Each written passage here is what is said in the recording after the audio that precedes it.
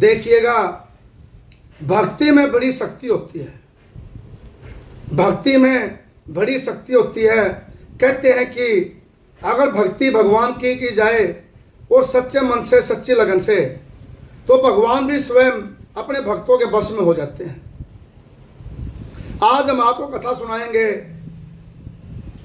एक बहुत ही अच्छे संत हुए हैं, नामदेव जी। नामदेव जी हुए हैं, जो कि नामदेव जी बचपन से ही खिलौनों से खेलते थे।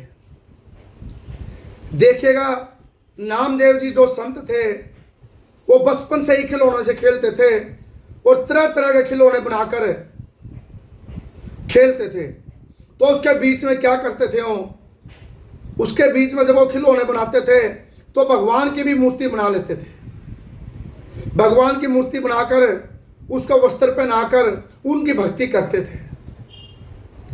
और जब ये भक्ति करते थे, उनको बड़ा आनंद मिलता था, उनको बड़ा आनंद मिलता था और सभी उनकी प्रशंसा करते थे कि इतनी कम उम्र में, इतनी छोटी उम्र में नामदेव जी जो है भगवान की भक्ति में लीन रहते हैं और छोटे छोटे बच्चों को शिक्षा देते हैं। तो नामदेव जी ने अपने नाना जी को कहा कि नाना जी, आप भी भगवान की बड़ी भक्ति करते हैं और भगवान को हर रोज भोग लगाते हैं, ये अवसर आप मुझे दे दीजिए, ये अवसर आप मुझे दे दीजिए, मैं भगवान की भक्ति करूंगा, थोड़ा सा समय मुझे भी दे दीजिए। देखिए, जो नामदेव जी के जो नाना थे वामदेव, उनको कई नामों से पुकारा गया।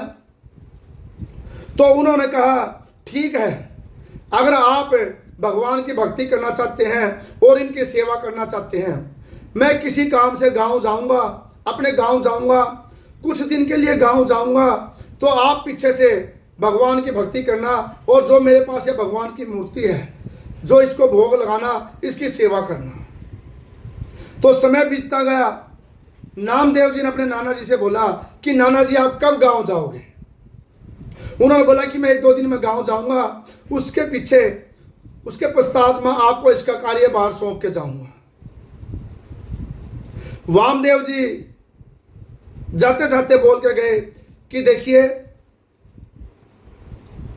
मैं हर रोज सुबह शाम भगवान को दूध का भोग लगवाता हूं और उसके पास स्वयं उसके दूध का भोग लगवाकर उसके बाद स्वयं भोजन ग्रहण करता हूं और जो उसमें थोड़ा सा दूध बच जाता है, उसके बाद प्रसाद के तौर पर, प्रसाद के रूप में मैं उसको ग्रहण करता हूं। आप भी ऐसा ही कीजिए, कहीं पीछे से भगवान भूखे ना रह जाएं। तो वामदेव जी नामदेव जी को ये सौंप कर चले गए। और जब नामदेव जी ने देखा कि नाना जी चले गए हैं, अगर मैं भगवान की भक्ति, भगवान का अच्छे तरीके से जो ध्यान पूर्वक नहीं रखूंगा, तो भगवान नाराज हो जाएंगे और नाराज हो जाएंगे और नाना जी भी मुझसे क्रोध होंगे। तो नामदेव जी क्या करते हैं बचपन में कि दूध का कटोरा लेकर उसमें मिश्री मिलाते हैं, इलायची मिलाते हैं, कई तरह के पदार्थ मिलाते हैं, भगवान को प्रसन्न करने के लिए उनके सामने रख देते हैं और पर्दा लगा देते हैं और कहते हैं कि भगवान, आप दूध ग्रहण कीजिए, आप दूध ग्रहण कीजिए और मुझे आशीर्वाद दीजिए। जब कुछ देर के बाद नामदेव जी देखते हैं, पर्दा हटाकर दूध वैसा का ही वैसा मिलता है, दूध वैसे का ही वैसा मिलता है। नामदेव जी फिर अगले दिन फिर क्या करते हैं कि दूध कटोरा भरकर उसमें मिश्री और इलायची इत्यादि चीजें डालकर फिर रख देते, पर्दा लगाते हैं। तो नामदेव जी दूसरे दिन भी क्या देखते हैं, दूध वैसा का ही वैसा मिलता है। तो नामदेव जी 2 दिन तक इसी विपदा में पड़े रहे कि भगवान दूध क्यों नहीं पी रहे, कहीं नाना जी आएंगे और उनको इस बात का पता चलेगा और मुझे डांटेंगे। तो नामदेव जी स्वयं 2 दिन तक भूखे रहे। जब तीसरा दिन हुआ तो नामदेव जी ने प्रार्थना की कि भगवान आप दूध पीजिए, वैसा ही जिस प्रकार 2 दिन उन्होंने किया कटोरा दूध का भरकर भगवान के आगे रखा और पर्दा लगा दिया और कहा कि भगवान आप दूध पी लीजिए, नहीं तो आज नाना जी आने वाले हैं, वो मेरे से क्रोधित होंगे। जब कुछ क्षण बाद नामदेव जी ने देखा कि दूध वैसा का ही वैसा है, दूध वैसा का ही वैसा है, और भगवान ने जो है दूध को पिया नहीं है। नामदेव जी आश्चर्यचकित रह गए और नामदेव जी भगवान से बातें करने लगे कि भगवान आप दूध पीजिए, नहीं तो नाना जी आएंगे मुझे डांटेंगे। जब नामदेव जी के कहने से ऐसा नहीं हुआ, परमात्मा ने भगवान ने दूध नहीं पिया। नामदेव जी ने वहां रखी हुई छुरी उठाई, चक्कू उठाया और अपने गले पर फेरने लगे। जब नामदेव जी उस छुरी को अपने गले पर फेरने लगे तो स्वयं भगवान वहां प्रकट हो गए।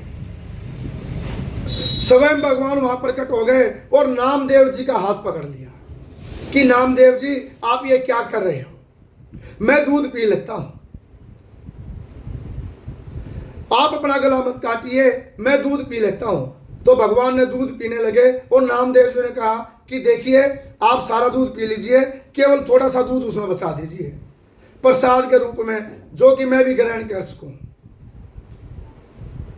तो नामदेव जी बड़े प्रसन्न हुए और जब उसके नाना जी अगले दिन लौट के आए, उनके नाना जी ने पूछा कि आपने भगवान की सेवा किस प्रकार की है, अच्छे से की है, वस्त्र बदले हैं, उनको नहला धुलाया है। तो नामदेव जी कहते हैं कि नाना जी भगवान की सेवा मैंने बहुत अच्छी की और भगवान ने मेरा सारा दूध भी पी लिया। तो उनके नाना जी हैरान हो गए कि मुझे इतने सालों से मैं भक्ति कर रहा हूं, मेरे हाथ से कभी भी परमात्मा ने दूध नहीं पिया, यह बालक शायद झूठ बोल रहा है। उन्होंने कहा कि आप स्वयं मुझे दूध पिला के दिखाइए। तो नामदेव जी ने वैसे ही कटोरा दूध का भरा और उसमें कुछ मिश्रित आदि चीजें दिलाई और डालकर भगवान जी को बोलने लगे कि देखो भगवान जी, परमात्मा जी आप मेरी बात सुनिए, आज नाना जी आ गए हैं और अगर आपने आज दूध नहीं पिया तो ये मुझसे क्रोधित होंगे और ये मुझे झूठा साबित कर देंगे कि नामदेव शायद झूठ बोलता है कि भगवान ने स्वयं इनके हाथों से दूध पिया है। आप इस दूध को ग्रहण कीजिए और मुझे आशीर्वाद दीजिए और मेरे नाना जी को आप चमत्कार दिखाइए कि उन्होंने स्वयं मेरे हाथों से दूध पिया है। तो जब नामदेव जी ने उस कटोरे को रखकर पर्दा लगाया और कुछ देर बाद देखा गया कि परमात्मा ने साक्षात ही वो दूध पिया हुआ था और थोड़ा सा प्रसाद के रूप में उसमें छोड़ा हुआ था।